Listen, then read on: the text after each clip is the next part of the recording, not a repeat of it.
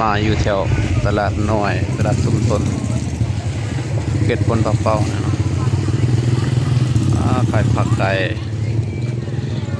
ตรงกินซุกนี่ลายเนาะเพราะว่ามันติดกับห้องงานเลยเนาะ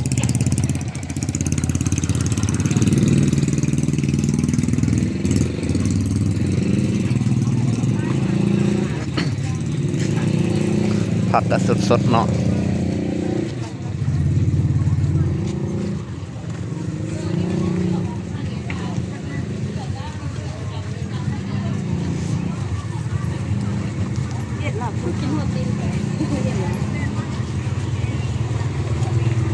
อาหารมีแต่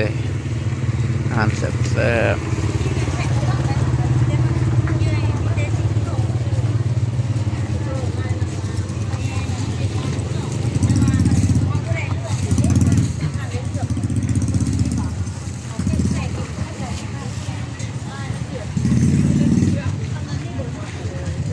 อาหารสุกนี่มีหลายเมนูเลยนี่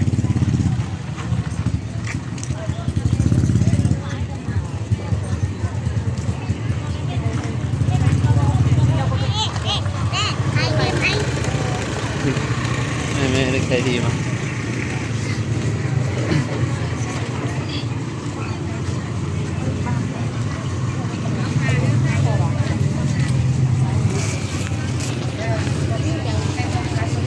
อันนี้อยู่แยกกัน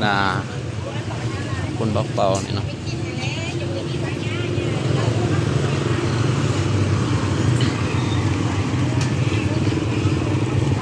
นี่สิลงทางโรงเรียน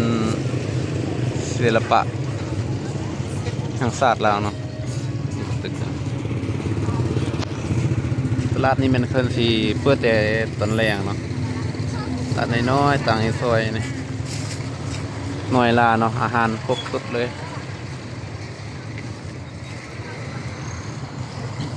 ลงทางด้านนั้นก็มีเนาะใครพักคือกันนะครับ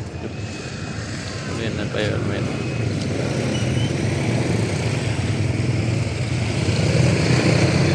ส่วนหลายจะเป็นคนที่เขาเฮ็ดเวียกอยู่โรงงานเนาะเลิกงานแล้วก็มาซื้อของกินเนี่ยจะให้เบิ่งคร่าวๆไปนี่เนาะ